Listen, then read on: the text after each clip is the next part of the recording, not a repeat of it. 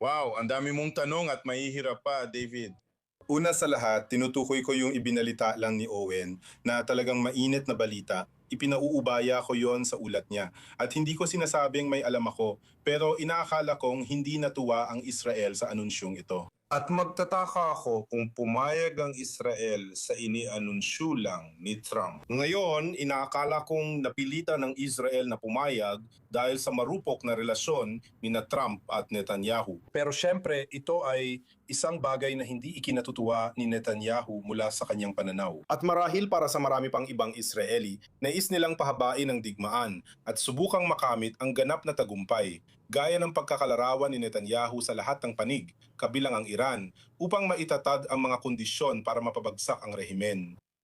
Hindi naabot ang mga bagay na yon.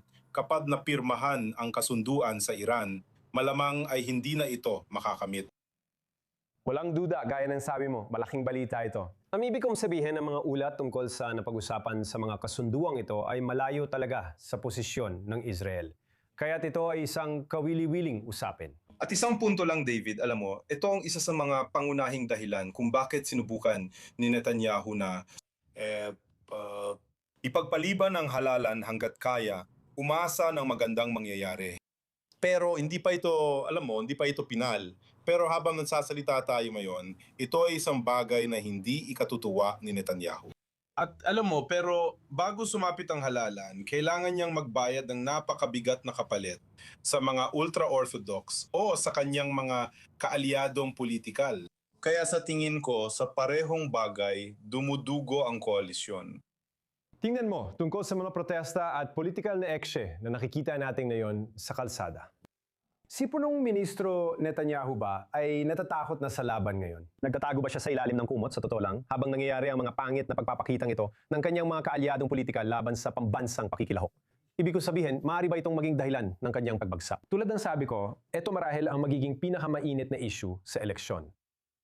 Oo, una sa lahat, wala siyang pagpipilian pero kailangan niyang panatilihin ang kanyang block. At ang blocking ito ay nagsilbi sa kanya ng maraming taon na simula pa noong 2015.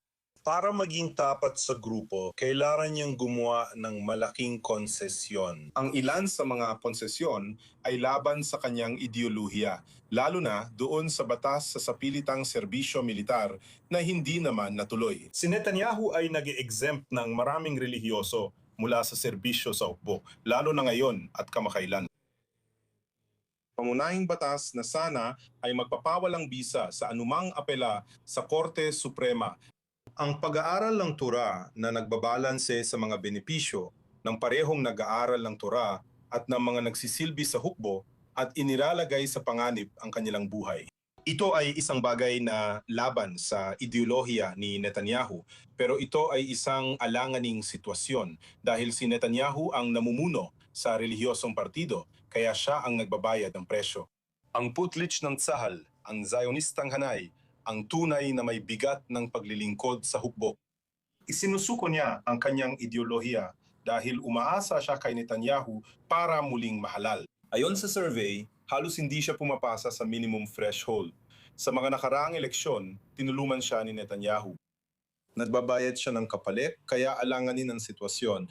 Tulad ng sabi mo, malaki ang epekto nito sa mga darating na eleksyon.